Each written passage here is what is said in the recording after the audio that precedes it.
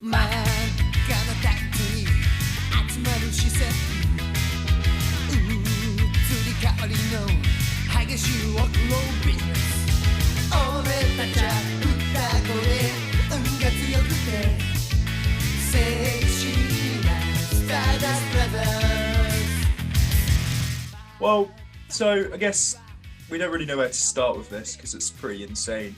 I'll just go ahead and say that it was made in 1985 by an experimental student filmmaker who was only 22, which I find pretty crazy, older than me and Connor.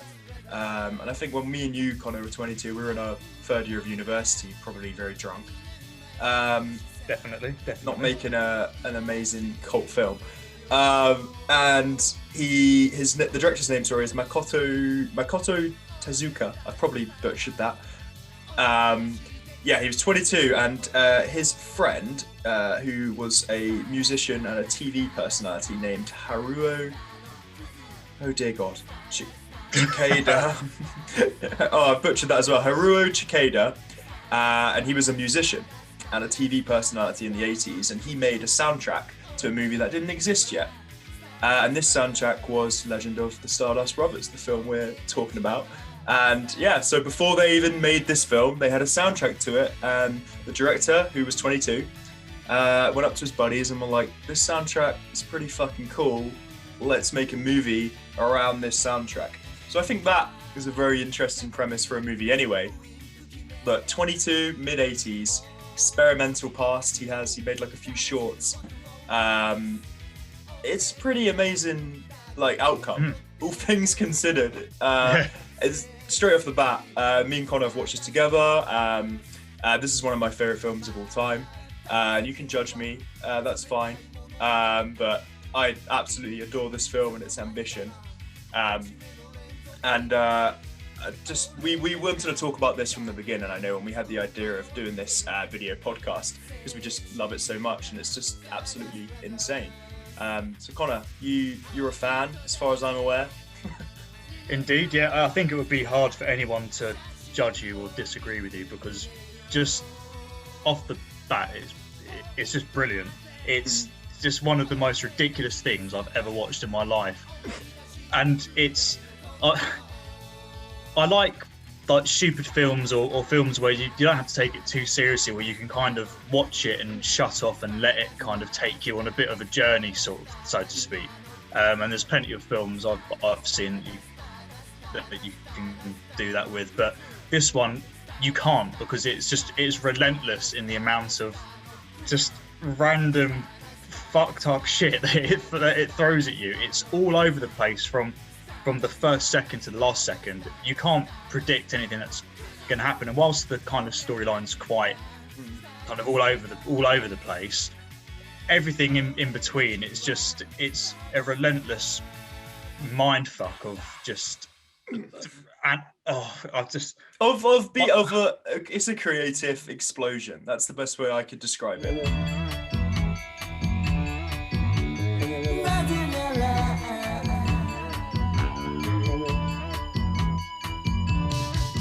I don't want to retread because we just watched Godzilla vs. Hedorah.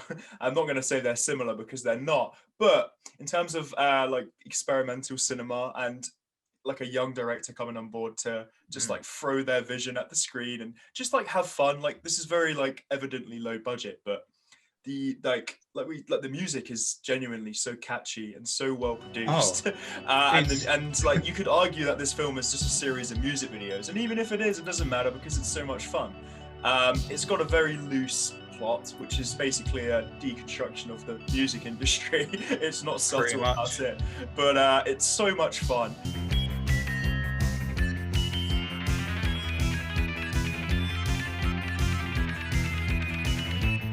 So the actors Shingo and Kan, who played themselves, I guess, in a way, because they haven't got character names in this movie.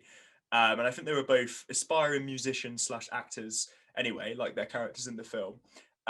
They're just so brilliant. They have so much charisma. And the first scene of the film is this really atmospheric black and white tracking shot through this bizarre bar with like frog men and weird creatures. And then everyone looks very down and somber, and then bang, Legend of the Stardust Brothers appear on stage. The film bursts into color, and you're and you're introduced to these two colorful camp characters wearing these bright gray shiny skin suits, and it's just incredible. a sight to behold. And everyone looks genuinely terrified and just has no fucking clue what's happening.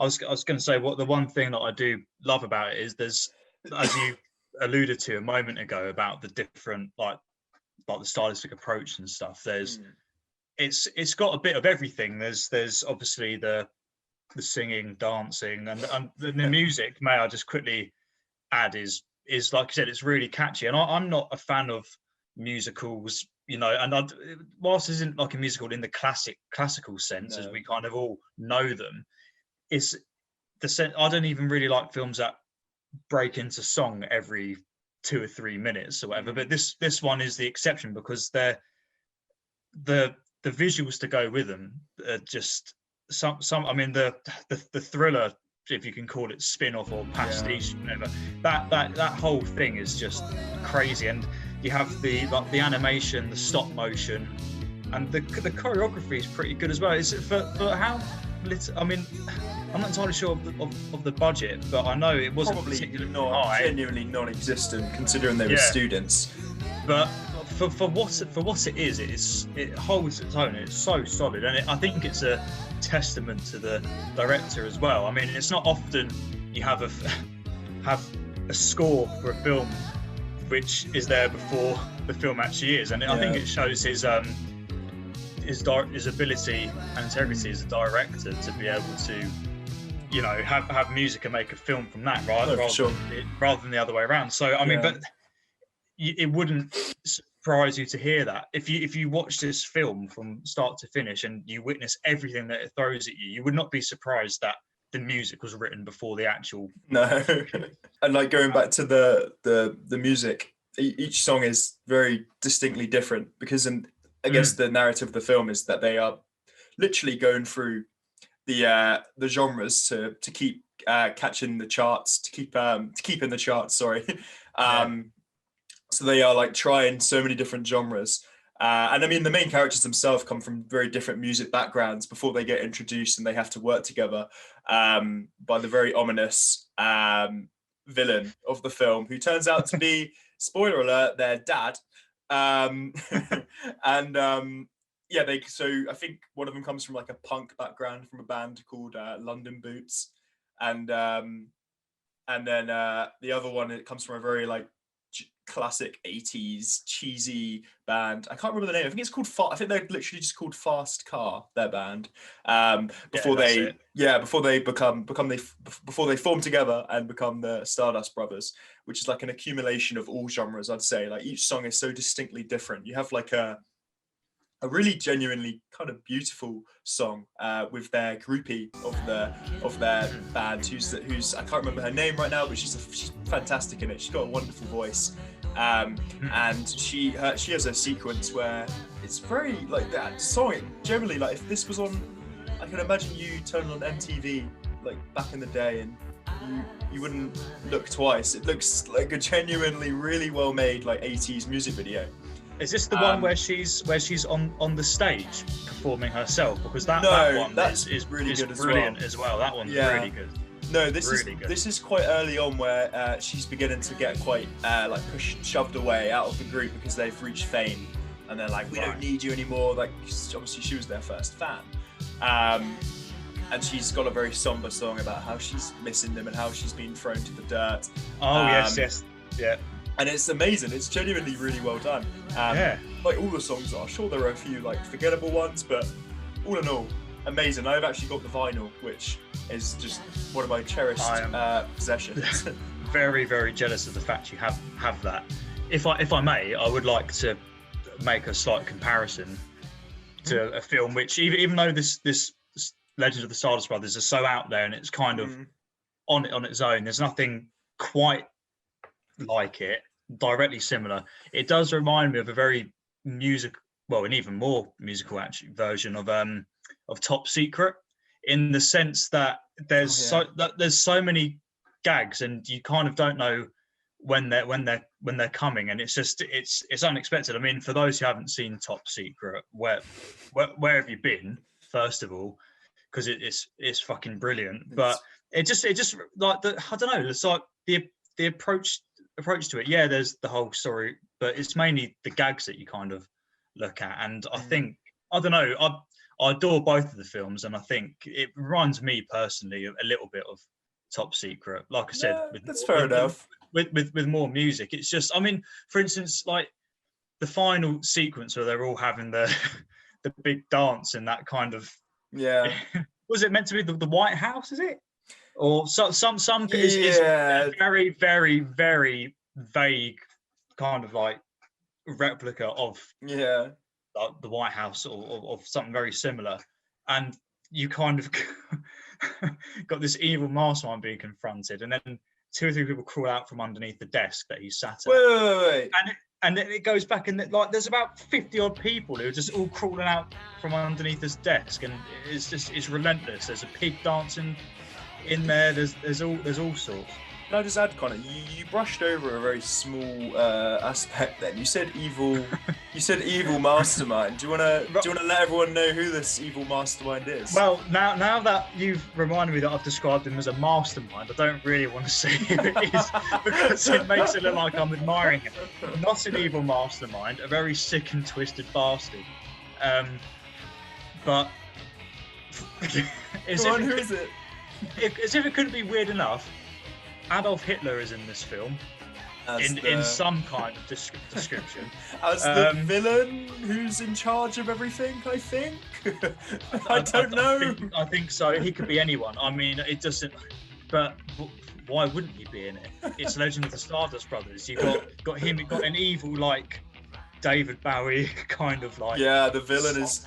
Yeah. There's lots of villains. He's a rapey robot, David Bowie. That's the best way I can describe it. Who has seizures when he touches water, I think, or just has seizures when he gets horny. I don't know. It makes no sense, but that's the beauty of it. You don't go into Stardust Brothers for sense. You go in for some sweet tunes and to have a little boogie, have a drink, and just have some fun.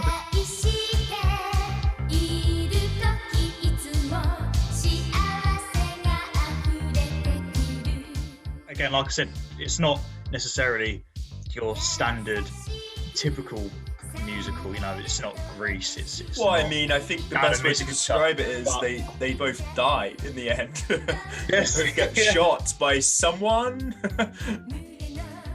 Yeah, I think it's the, if you're ever in the mood, if you're ever feeling a little bit frisky, a little bit naughty, you want to challenge, just whack this bad boy on.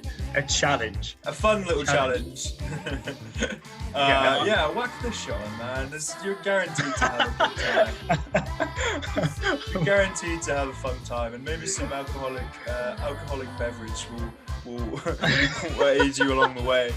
I think that's the quote of the century. Of all the reviews of this film, the only one you need now is what Ken just said. Whack that shit on, man. You're guaranteed to have a good time. I think that summarizes it perfectly. You will not be bored watching it. You will not be longing for it to end. No. You will question your existence and what the hell's going on, and you won't want it to end. You won't. I kind of feel sad that I will never experience seeing it for the first time again. Yeah, and people usually say that about an Oscar-winning or Oscar-nominated blockbuster kind of thing. Like, oh, I wish I could see it the first time again. No, fuck that. Fuck all that. Stardust Brothers is what you need to watch. If you want a pure cinematic and slightly hallucinogenic experience, then you need to, like Kane said, whack that shit on. Because you are guaranteed to have a good time. Absolutely.